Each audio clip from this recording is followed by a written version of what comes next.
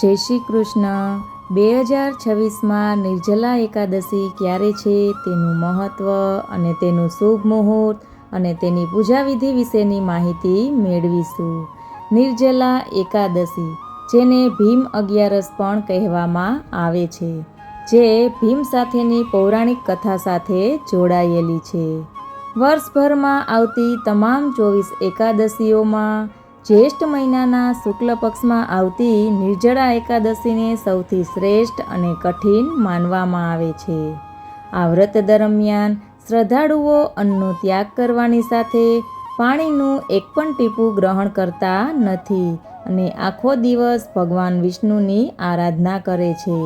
ધાર્મિક માન્યતા એ પણ છે કે જો કોઈ વ્યક્તિ આખા વર્ષની તમામ એકાદશીના ઉપવાસ ન કરી શકે, તો તે માત્ર આ એક જ એકાદશીનું વ્રત કરે તો તમામ એકાદશીના ઉપવાસોનું પુણ્ય ફળ મેળવી શકે છે। 2026માં નિર્જલા એકાદશી 25 જૂન 2026 અને ગુરુવારના રોજ છે।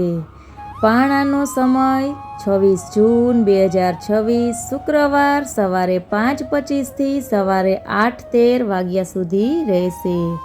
જો કે આ દિવસે દ્વાદશી તિથિ રાત્રે 10:22 વાગ્યા સુધી રહેશે, પરંતુ શાસ્ત્રો અનુસાર ઉપવાસ તોડવાનો સૌથી વધુ સમય સારો સવારનો હોય છે। આ નિર્જલા એકાદશીના વ્રત પાળવાના ખૂબ કડક નિયમો હોય છે। આ વ્રત અત્યંત ઉગ્ર તપસ્યા સમાન હોવાથી તેના નિયમોનું ચુસ્ત પાલન કરવું જોઈએ। દસમી તિથિથી રાત્રિથી શરૂ કરીને એકાદશીના આખા દિવસ દરમિયાન અને દ્વાદશીના પારણા સુધી પાણીનું એક પણ ટીપું ગળા નીચે ઉતરવું જોઈએ નહીં। અને આ વ્રતમાં અન્ન સાથે પાણી પીવાની પણ મનાઈ છે। આ દિવસે પાણીનો ઘડો, છત્રી, પંખો અને ફળોનું દાન કરવું વિશેષ મહત્ત્વ માનવામાં આવ્યું છે। ભગવાન વિષ્ણુ અને માતા લક્ષ્મીની પૂજા કરવાથી ધન, ધાન્ય અને સૌભાગ્યમાં વૃદ્ધિ થાય છે। સાંજે તુલસીના છોડ પાસે ઘીનો દીવો પ્રગટાવવો અત્યંત શુભ માનવામાં આવે છે।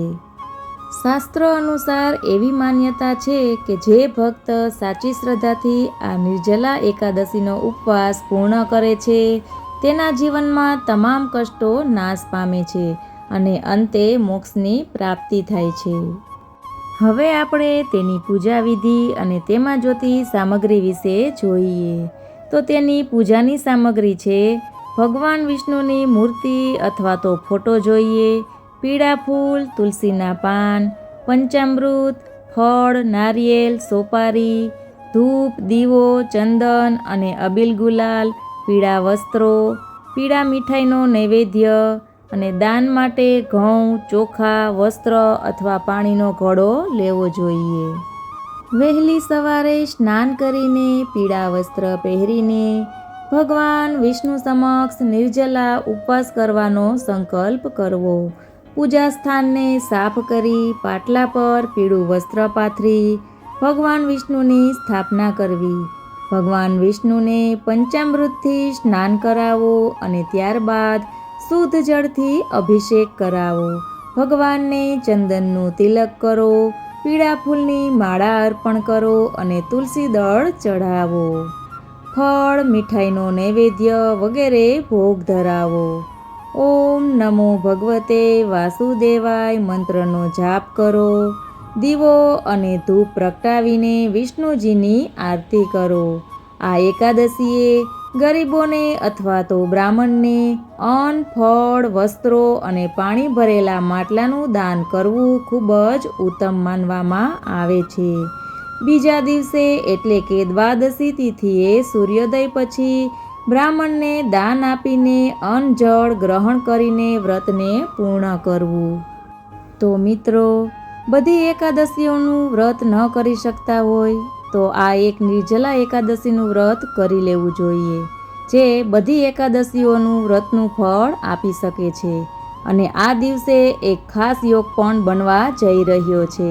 આ દિવસે શુક્ર અને શનિ દ્વારા નવપંચમ રાજયોગ રચાઈ રહ્યો છે।